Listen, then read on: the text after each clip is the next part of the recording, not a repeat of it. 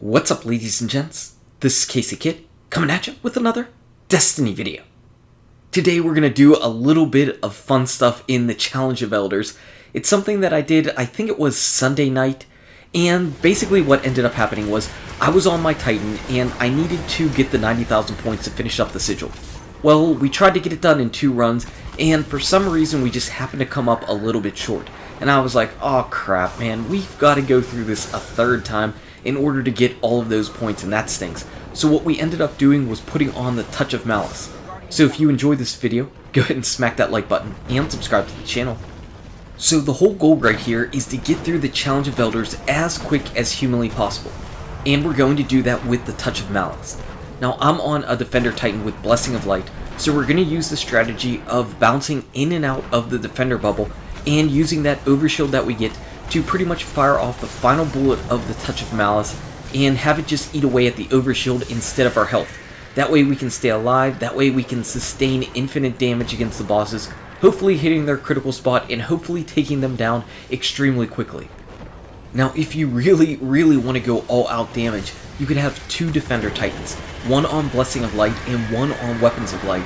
Then you bounce in and out of both bubbles, you're getting the damage boost from the final shot of the Touch of Malice, you're getting the damage boost from the Weapons of Light bubble, and you have the overshield boost from the Blessing of Light. The main thing that you have to worry about in this strategy is pretty much just letting your Defender Titan get his intellect up, pretty much to fill up his super, and that's it. I'm not really sure why right here I was unable to get my Blessing of Light boost. Feels like there might have been a little bit of a bug right there, but I did manage to capture it. Unfortunately, both of my teammates happened to fall down, but it's not really that big of a problem. You can see how quickly we got his health down from about 75% of his health down to around this final 10%. A few more Touch of Malice shots, and boom, he is down. So this strategy is extremely quick and extremely easy, and again, we're pretty much doing this just on the fly. I never really tried this out with any of the Challenge of Elders bosses. I'm certainly not inventing this strategy at all.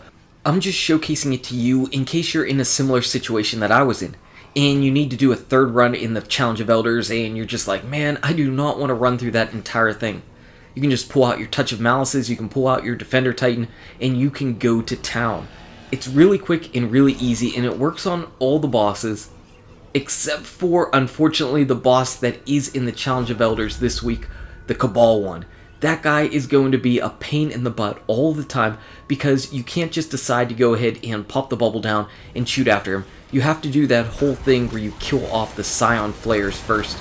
I mean, I guess you could maybe pop a bubble after killing the first flare and go to town on him, but it seems like just beating him the normal way is going to be the best way for you. Other than that, you can just go and tear through the other bosses. You can see that we're fighting this Calcus, and he's so tiny, and he's sitting right in front of us, and we're just firing off these Touch of Malices right here. I struggled a little bit with the revives. Every time I was trying to go for a revive, the stupid gun wanted to reload, but that's okay. You're going to fire off those 11 shots to get down to that final bullet quick enough. He's dead. Again, the only thing that really hinders you in this is pretty much building up your super. So if your teammates are able to generate some orbs for you, or if they're able to run around the arena, weaken some of the enemies, and then you finish them off with the final shots to get those kills, to get that super energy, whatever it takes to get your Titan super up is pretty much the only thing that's going to hinder you as far as time goes. So if you really want to farm the Challenge of Elders, this is definitely a good way to do it. After that, it's just popping the bubble and going to town on the critical hit spot of the enemy. Think of it like the Galahorn strategies back in the original Prison of Elders. You popped a Titan bubble, you backed in and out of that while jumping and firing off Galahorn rockets at the enemy until they melted. Really easy. Again, it works on pretty much everything because these Challenge of Elders bosses, all they are basic health sinks, and that's it. They don't have these crazy strategies that you're going to need to decipher. Aside from that Cabal boss, he's the only one that really has something that's going to hinder this just a little bit. Though, as long as you can take him out, you're not going to have any troubles at all. The Touch of Malice is just kind of one of those cool weapons. It looks amazing, it's pretty fun to use, but it doesn't get a whole lot of love because there doesn't seem to be a lot of places to use it.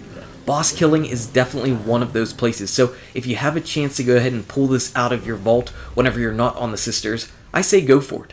I definitely don't fire it off enough to really make a ton of use out of this, but it is fun whenever you put it on, and you could see by our kills that we really just rocked our way through that. We didn't stop at all for killing any enemies, we didn't even get even close to a high score. So we're just over here at Varric's turning in our sigil reward so you can see what I ended up nabbing on my Titan. I ended up getting the helmet and the sidearm.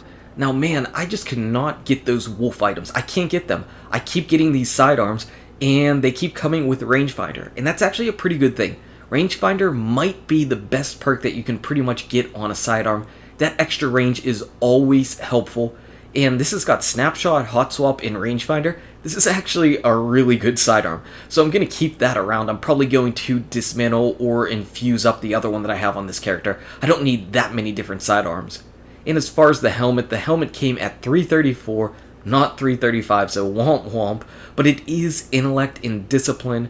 I don't love the look of this helmet, even though I do have one that's leveled up. The one that I have leveled up is 332, but it's intellect and strength, so I think what I'm going to end up doing is infusing my old one, this intellect strength one, into another helmet.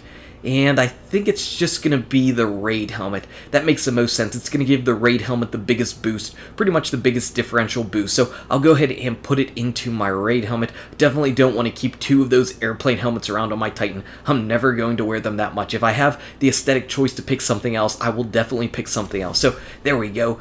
The harrowed version of the Titan helmet is now 332. I've got this new 334 one, and we rocked our way through the Challenge of Elders with the Touch of Malice.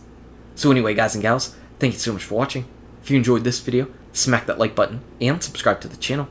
Check out these awesome videos. Good luck with your raids, your drops, your Challenge of Elders, and I'll see you around in Destiny.